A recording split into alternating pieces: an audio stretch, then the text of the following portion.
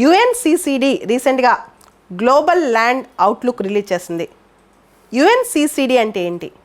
United nations convention to combat desertification. ఈ UNCCD అనేది 1992లో వార్తలోకి వచ్చింది. 1992లో ఎర్త్ సమ్మిట్ లేదా రియో సమ్మిట్ అని చెప్పి రియో డిజనారియోలో ఒక సదస్సు జరిగింది. ఎన్విరాన్మెంట్ సంబంధించి అదే పెద్ద సదస్సు అనమాట అప్పటి వరకు జరిగిన వాటిలో. ఆ సదస్సులో అనేక విషయాలు చర్చల్లోకి వచ్చాయి. దానిలో యుఎన్సిసిడి అనేది ఏర్పాటు చేయాలని వచ్చిందనమాట. తర్వాత అన్ని దేశాలు దాదాపు 197 దేశాలు దాన్ని సంతకం పెట్టాయి, భారతదేశంతో సహా. యుఎన్సిసిడి హెడ్ క్వార్టర్స్ జర్మనీ బాన్లో ఉందన్నమాట. ఇదేంటంటే భూములు ఏదైతే సారవంతమైన భూములు ఉంటాయో అవి ఎడారీకరణ జరగకుండా, సాయిల్ ఎరోజన్ జరగకుండా వీటికి సంబంధించిన రిపోర్ట్స్ అన్నీ ఇస్తూ ఉంటుందన్నమాట. ఈ సంస్థ రెగ్యులర్గా కాప్ సదస్సులు కూడా పెడుతూ ఉంటుంది, కాన్ఫరెన్స్ ఆఫ్ పార్టీస్.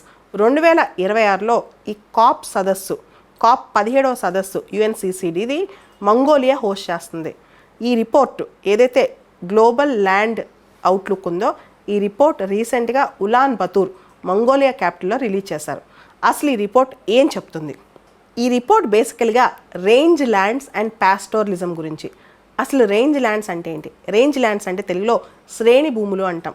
అంటే ఐస్తో కప్పబడినవి కాకుండా లేదా కాంక్రీట్ జంగిల్స్ కాకుండా ఏ భూమి అయితే అది ష్రబ్ ల్యాండ్స్ అవ్వచ్చు, వెట్ ల్యాండ్స్ అవ్వచ్చు, గ్రాస్ ల్యాండ్స్ అవ్వచ్చు, తండ్ర అవ్వచ్చు, సవర్ణ అవ్వచ్చు, ఇలాంటివన్నీ కూడా అంటే గడ్డి భూములు కావచ్చు, పొదలు కావచ్చు, సవర్ణ ల్యాండ్స్ కావచ్చు, గ్రాస్ ల్యాండ్స్ కావచ్చు, ఇవన్నీ కూడా రేంజ్ ల్యాండ్స్ కిందకు వస్తాయి అన్నమాట.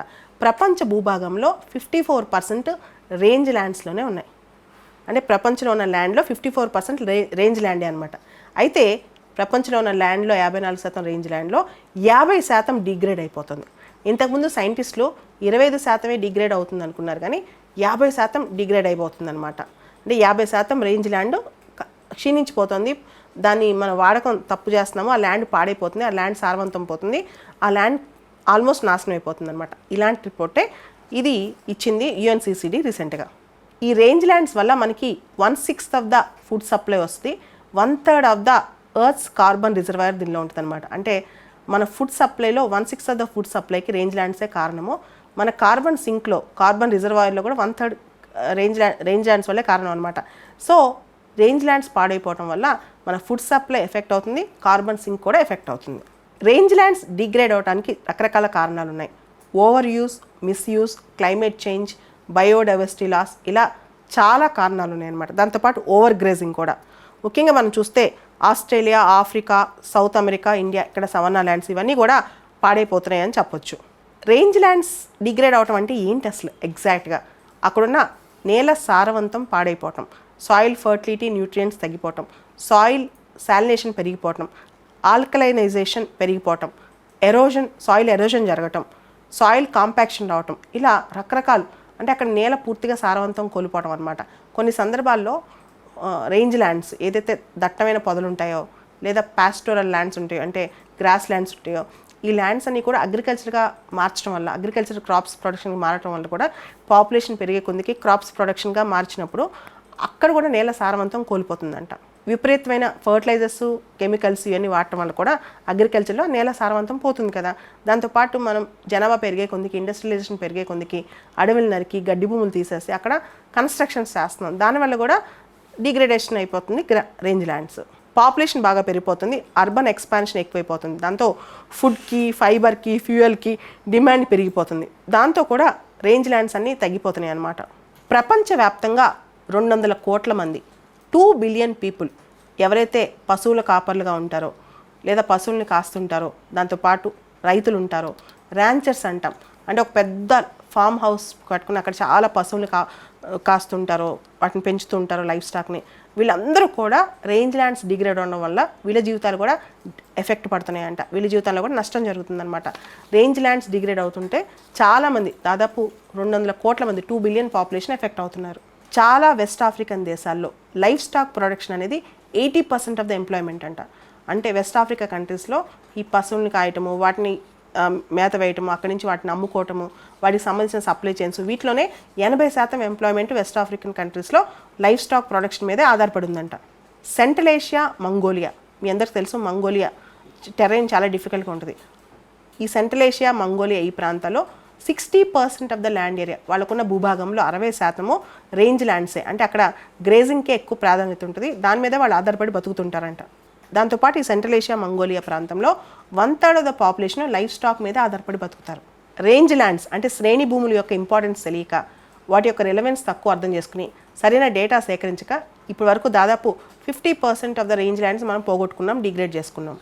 UNCCD ఇచ్చిన ఈ గ్లోబల్ ల్యాండ్ అవుట్లుక్ ప్రకారం ఒక ఇన్నోవేటివ్ కాన్సెప్చువల్ అప్రోచ్ అనేది మనం అవలంబిస్తేనే మనం రేంజ్ ల్యాండ్స్ని కాపాడుకోగలం అనమాట. ముఖ్యంగా పాస్టోరలిజంని ప్రొటెక్ట్ చేయాలి. మనం గమనిస్తే ఒక మొబైల్ వే ఆఫ్ లైఫ్ మనకు ఉండేది పాత రోజుల్లో.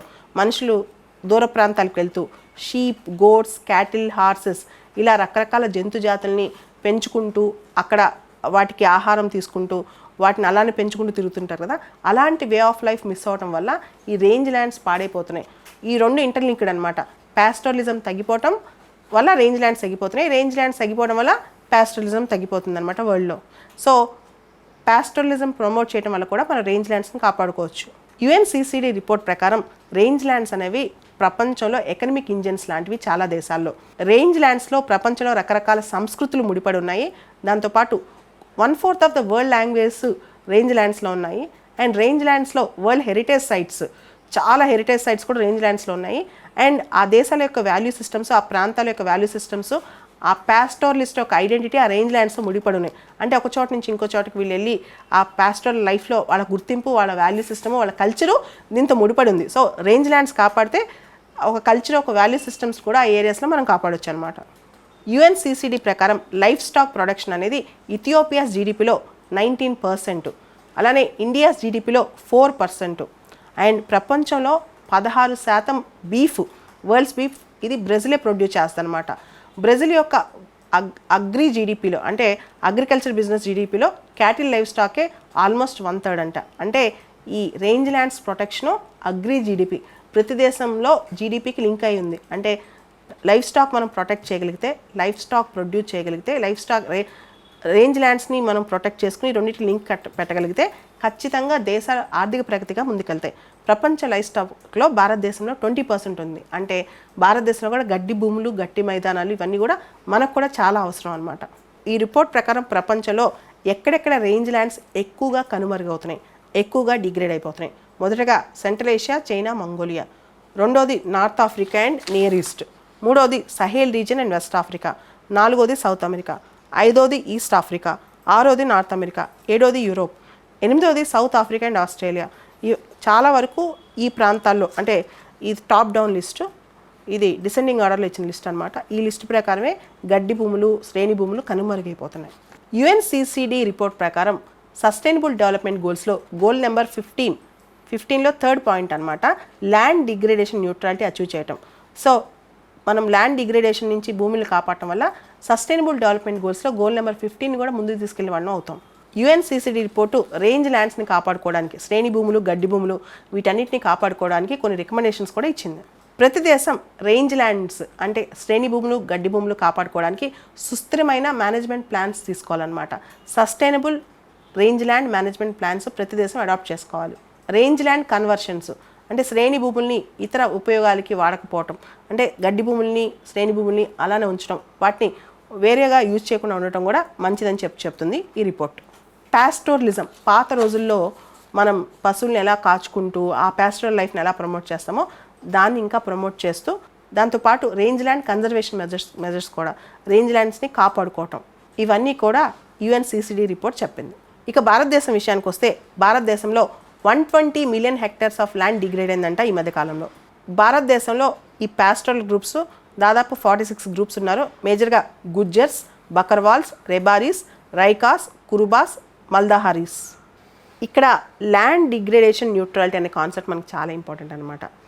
ఒక ల్యాండ్ రిసోర్స్ ఎంత అవసరం, ఒక ఎకోసిస్టమ్ ప్రాపర్గా బ్యాలెన్స్డ్గా మెయింటైన్ చేయడానికి, అంటే మన ఫుడ్ సప్లై కావచ్చు, స్టేబుల్గా మనిషికి కావాల్సినవి, జంతు జాతులకు కావాల్సిన అంత ఎకోసిస్టమ్ మెయింటైన్ చేయడానికి ఎంత ల్యాండ్ రిసోర్స్ అవసరమో, ఒక స్పేషియల్ ఒక ఏరియాలో ఎంత క్వాలిటీ ఆఫ్ ల్యాండ్ రిసోర్స్ అవసరమో అది ఏ లెవెల్లో క్వాలిటీగా ఫర్టైల్గా ఉండాలి. ఇదే ల్యాండ్ డిగ్రేడేషన్ న్యూట్రాలిటీ అనమాట. మీకు మెయిన్స్లో ల్యాండ్ డిగ్రేడేషన్ న్యూట్రాలిటీ అనే క్వశ్చన్ కూడా రావచ్చు. అండ్ ల్యాండ్ డిగ్రేడేషన్ మీద ప్రత్యేకమైన క్వశ్చన్ రావచ్చు ఈ రిపోర్ట్ బేస్ చేసుకుని.